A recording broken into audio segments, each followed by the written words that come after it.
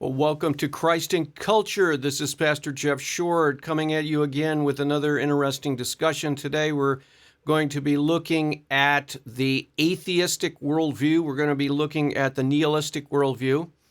And we're going to hear a couple examples of people who do not believe in God, who do not believe in ultimate meaning and purpose in life. They're going to try to argue that there's hope, that you can have inspiration, that you can have meaning, you can have purpose, only small scale meaning and purpose, but they don't believe that there's any overarching meaning or purpose or explanation for why we're here or where we're going. They don't believe in a life after death. This is the atheistic worldview. This is the secular worldview that a lot of people in that camp like to sugarcoat. And they're going to try to sugarcoat it here in some of the interviews that I have video clips of. We're going to analyze those videos. We're going to show you how weak and pathetic the secular atheistic worldview really is. It offers no hope for the future. It offers no meaning and purpose for the present. It has nothing to contribute to laying a foundation for one's life. It has nothing to contribute laying a foundation for one's culture. It has nothing to contribute to civilization other than just whatever is bouncing around in their own little head at the time they are posed with a question.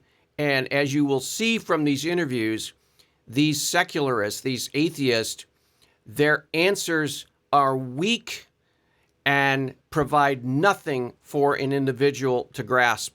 And actually, the answers are a little dishonest because they're trying to say that you can have meaning and purpose, only you can't have it long term. So everything has to happen in this life and everything has to happen in the now because there's nothing out there to look forward to in the future. So let me cue up some of these videos that we're going to hear today.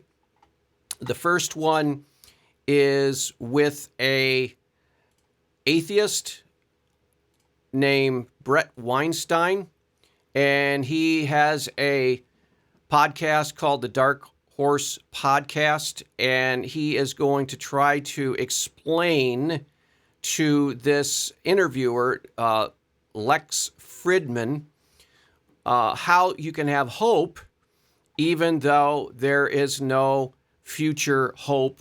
You can have purpose and meaning even though there's no future meaning and purpose. Everything has to be thrown in to this life before you can experience anything positive. So we're going to analyze that because, again, we hear this again and again from authors, atheist authors. We hear it from Richard Dawkins. We hear it from Sam Harris. We used to hear it from Christopher Hitchens. We hear it from a lot of the secularists. They say, oh, yeah, we can have meaning and purpose. No, it's not the same as what is being asked. So let's cue up this video. Here is Lex Fridman, and he's going to interview Bret Weinstein, the secular humanist, and we're going to hear what he has to say. Can I ask you a ridiculous question? Please. What do you think is the meaning of life? Well, I feel terrible having to give you the answer. I realize you asked the question, but if I tell you, you're going to, again, feel bad. I don't want to do that. But look, there's two. There's going to be a disappointment, isn't it? No, it's going to be a horror, right? Because we actually know the answer to the question. Oh, no. It's completely meaningless. There is nothing that we can do that escapes the heat death of the universe or whatever it is that happens at the end. So let's interject right here because he jumps right immediately into nihilism, and that is what you call nihilism. If you hear this word bandied about, nihilism, you may not understand. You may hear it in the context of a dark movie. That's a nihilistic movie. You might hear it in the midst of a dark song, like, for example, there was a song, I think about 20 years ago, that talks about it all comes down to nothing.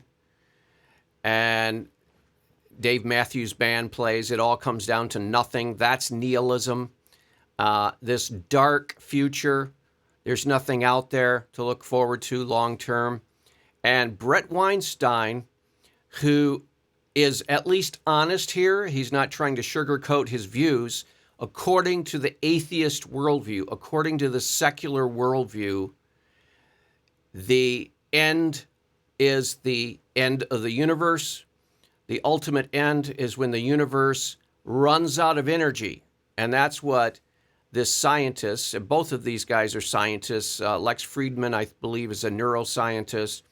He's dealing with a lot of issues in AI, artificial intelligence. Bret Weinstein is an evolutionary biologist. So coming from an evolutionary biologist standpoint and ruling out all God and future life, it all comes down to the ultimate end of everything, all of reality, as far as we understand from a secular atheist scientific perspective, is that the universe is running out of energy. They believe that the universe began with what is called the Big Bang. All of this massive energy was released. It spewed out into nothingness and created everything that is.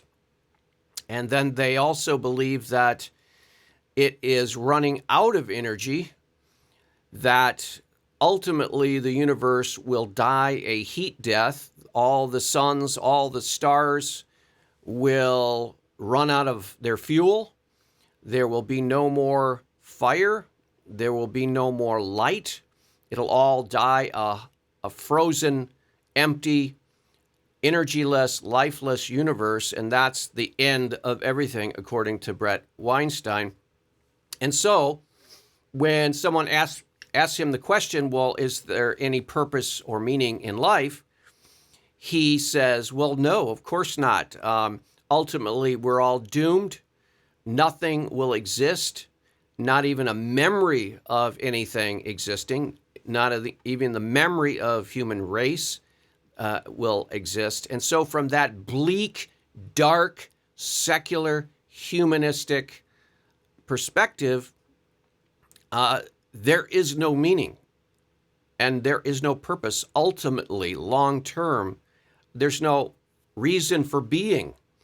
And so he told Lex Friedman, he said, well, I'm going to give you the answer, but you're not going to like it because it's going to be a little bit sad and you're going to feel bad about it. But let me lay it on you here. And then he spews out this, what is essentially nihilism. So that's what he's saying. Let's go on. And we're not going to make it there anyway. But even if you were optimistic about our ability to escape every existential hazard indefinitely, ultimately it's all for naught and we know it, right? All for naught and we know it. So here is an individual, here's a human being who really believes that there is no hope for the future. There is no future hope. The future is hopeless, according to this atheist. Now, he's an honest atheist. It says in the book of Romans that having rejected God, their minds were darkened. That's in the first chapter of Romans. Their minds were darkened. And you can actually see the darkness in what Bret Weinstein is describing. He is describing a dark, bleak future, which he sincerely believes will come to pass. This is what you would call personal nihilism, but he's going to say some more things here. That said, once you stare into that abyss and then it stares back and laughs or whatever happens, right? Then the question is, okay, given that, can I relax a little bit, right? Yeah. And figure out, well, what would make sense if that were true, right? And I think there's something very clear to me. I think if you do all of the, if I just take the values that I'm sure we share and extrapolate from them, I think the following thing is actually a moral imperative. Being a human and having opportunity is absolutely fucking awesome, right? A lot of people don't make use of the opportunity, and a lot of people don't have opportunity, right? They get to be human, but they're too. Also, a lot of atheists have no manners as far as their speech. They don't care. And you also heard this here with Bret Weinstein, but you heard it also with Christopher Hitchens. He would delight in offending people with his speech because, again, if you don't think that there's any meaning and purpose in life, well, then there is no moral code that comes down from on high. There was no 10 Commandments given by God to Moses. There is no moral order in the universe. It's just matter and energy colliding and forming and then breaking apart in different configurations. And so you will get that profanity coming from atheists quite often because they don't care about offending. Constrained by keeping a roof over their heads to really be free. But being a free human is fantastic. And being a free human on this beautiful planet, crippled as it may be, is unparalleled. I mean, what could be better? How lucky are we that we get that, right? So if that's true, that it is awesome to be human and to be free, then surely it is our obligation to deliver that opportunity to as many people as we can. Now, the question is why? Why would his outlook on life lead him to conclude, oh, we need to be as nice and as kind and as fair to everyone on this planet so that they can enjoy their little short time here on this planet? Well, why would that follow? It doesn't follow necessarily. It's just what is happening is Bret Weinstein is taking the Christian ethic of do unto others as you would have them do unto you and love thy neighbor as yourself. He's borrowing from Christianity. He's borrowing from Christian faith that does have meaning, that does have purpose, that does believe in a creator God, that does believe in a moral structure to the universe, that does believe that morality obligates people to act in certain ways, but his atheism wouldn't give him that. So he has to steal from the Jews and the Christians, the Judeo-Christian ethic. He has to steal from them or steal them silently when they're not looking and then sneak it in to his philosophy. But his atheism would never, ever, ever produce anything like what he just described, like we have to try to make sure that everyone on the planet Earth gets to enjoy this beautiful planet. That has nothing to do with what he just described that he believes is the ultimate end of the universe. He is sneaking in an optimistic worldview into his negative, dark, pessimistic worldview, and he's trying to do it without getting caught because hardly anybody will call him on it. Well, I'm calling him on it today. This doesn't make sense from his own standpoint. And how do you do that? Well, I think I know what job one is. Job one is we have to get sustainable. The way to get the maximum number of humans to have that opportunity. Why get sustainable? From your standpoint, from what you just described, the end of the universe, the purpose, there is no meaning and purpose. Why do we have to do anything? Why do we have to be sustainable? Why do we have to distribute the blessings of this earth equally? Why do we have to do these? See, there are no logical reasons from the secular, atheist, nihilistic worldview. Again, he's borrowing, actually stealing from Christianity, the optimism of hope and morality and all the good things that come from the Bible and Christianity. And he's smuggling it back into his nihilism and saying, this is what we have to do. No, talk to us only from atheistic perspective because anything else is hypocritical. So as you can see, this is a futile effort on his part. But they keep trying to do that. And the atheists will do this all day long if you let them. And we're not going to let them do that. And we're certainly not going to let Bret Weinstein take his worldview from our worldview without attribution. He's got to give credit. He's got to give credit where credit is due. And he is not doing that. He is trying to pull a fast one on people. And we're not going to let him do that. Now, we have another video. And this is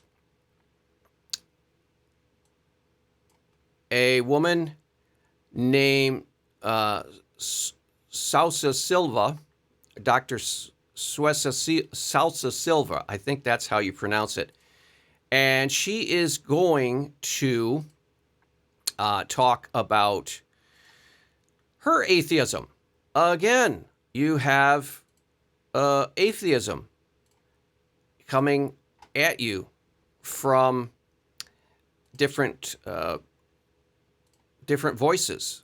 And so let's hear Dr. Salsa Silva and hear what she has to say about atheism. And let me give you a clue. It's not going to be anything better than what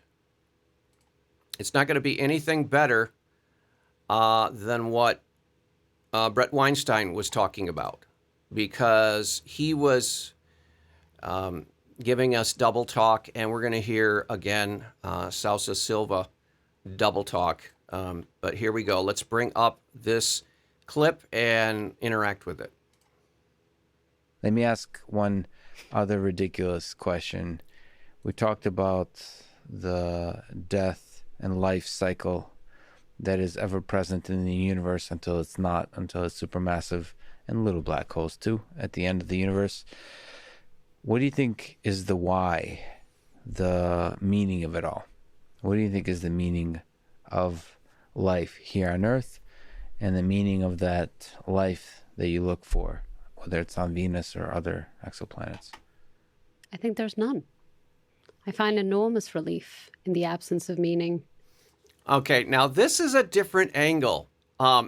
He said, well, what about meaning and purpose in life? Is there an ultimate meaning and purpose in this life? And she says, no, I find that there is none.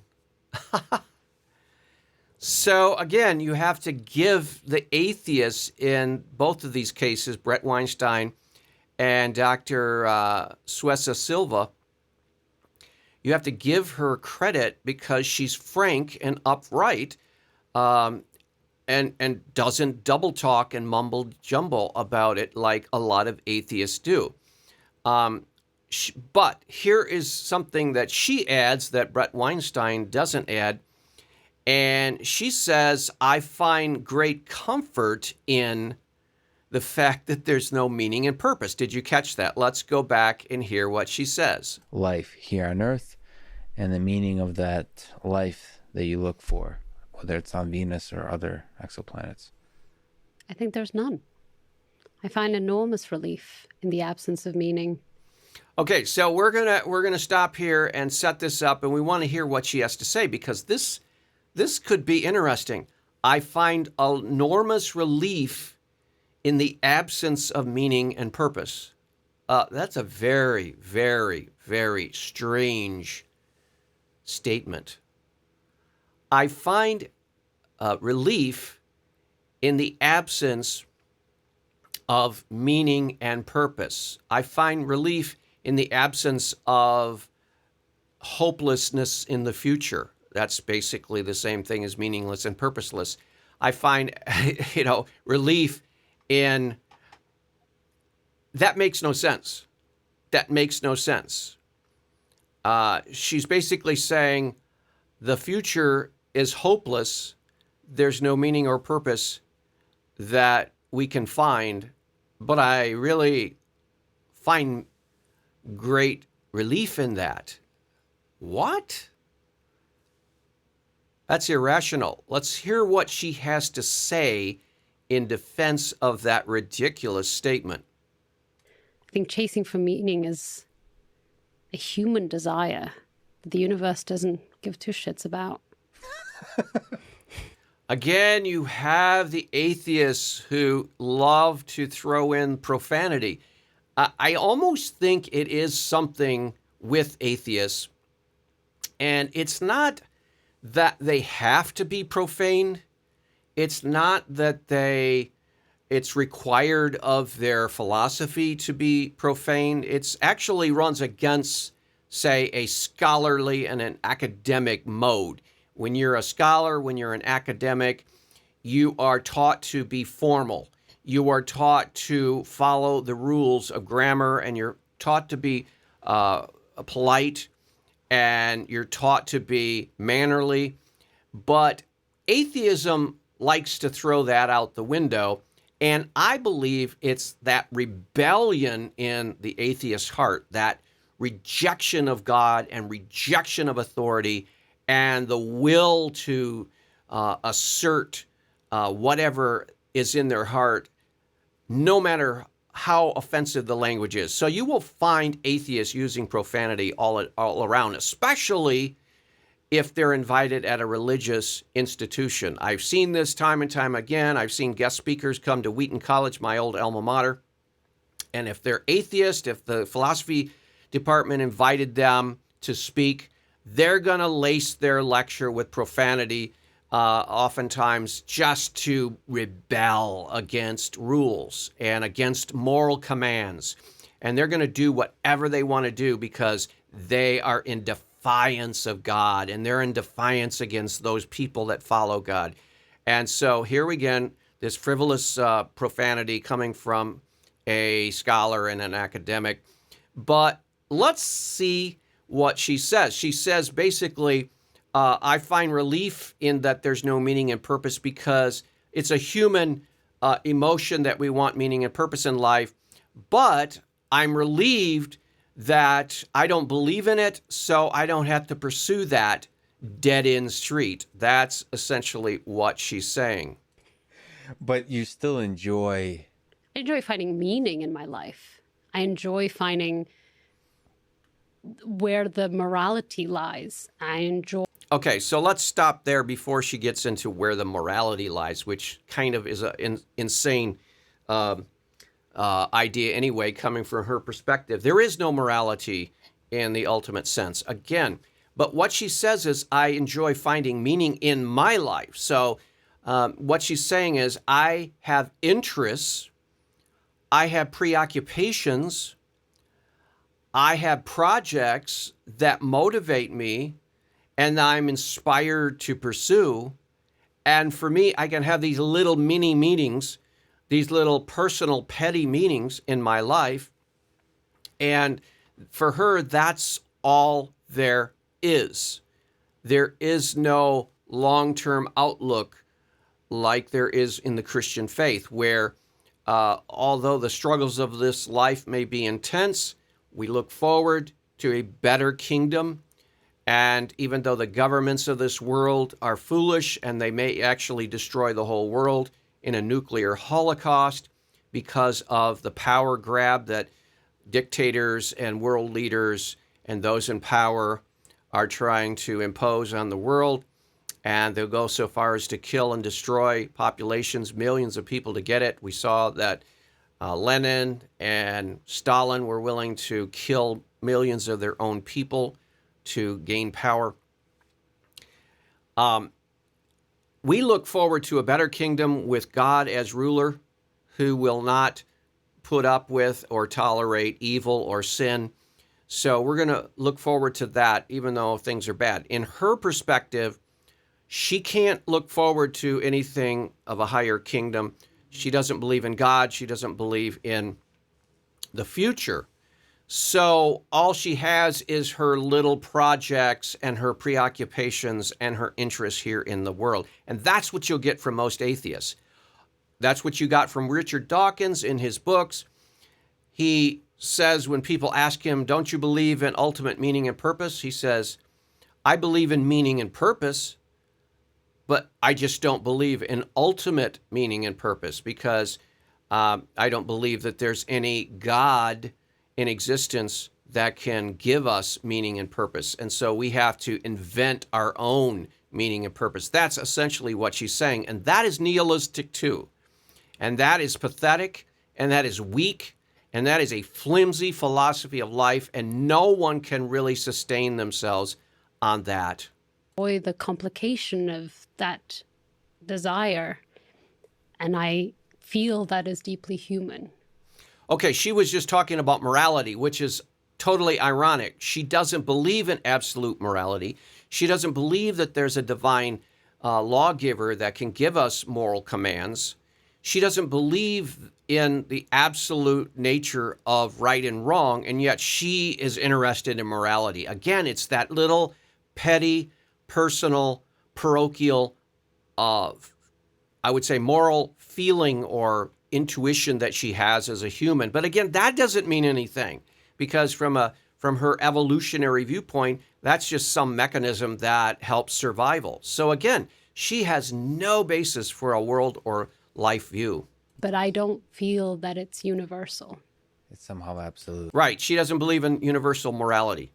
So, wow. Good luck in building a life and good luck in building a society based on that nihilistic view. Like we conjure it up. We bring it to life through our own minds, but it's not in any kind of fundamental way real. No. So that's really pathetic when you have the atheist side ask a very simple question, and that is, does life have meaning and purpose? And they have to conclude from their materialistic, secular perspective, life has no ultimate meaning or purpose, but you have to invent your own meaning and purpose. You have to come up with your own interests in life. And then you have to somehow trick yourself into acting like there's some meaning and purpose in that interest to keep you going from day to day. Now, isn't that weird that human beings would have to do that and carry out all of these elaborate mental tricks? Doesn't it make much more sense that the worldview of Christianity, the Bible, it says that we're made in the very image of the Creator God, and that because we're made in the image of the Creator God, we have meaning and purpose, because built within us is the longing to know God and to experience life and to have eternal life and to know what is right and wrong. And so these atheists, when they try to tell us, well, we have meaning and purpose in life, but it's only our own personal and petty meanings and purposes, we as Christians can say, no, there is meaning and purpose in life because God has a plan for all of humanity. He has a plan for all of eternity. And based on God's plan, then we plan our lives to be in harmony with his master plan. And so everything fits together. We conduct our moral lives in harmony with God's master plan for morality. And it's an absolute morality. It means that murder is wrong halfway around the globe, and murder is wrong here and there and everywhere. And there are moral absolutes. And so everyone has unity, and everyone knows what is right and wrong internally, and then revealed in Scripture.